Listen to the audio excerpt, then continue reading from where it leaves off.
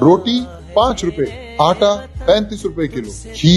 140 روپے کلو، چینی 45 روپے کلو، لوڈ شیڈنگ 0۔ یہ خواب نہیں، یہ تھا محض 4 سال قبل مسلم لیگ نون کا پاکستان، جہاں عوام پیٹ بھر کر سوتے تھے، غریب کے کام ترجیحی بنیادوں پر ہوتے تھے، عوامی سہولت اور کاروبار کی ترقی کے لیے موٹر ویز کا جال بچھایا گیا، ان گنت فلاحی منصوبوں سے شعبہ صحت کو لازوال بنایا گیا، 40 سے زائد پاور پروجیکٹس کا محور عوام تھے، orange line, metro bus service, Kachhi canal,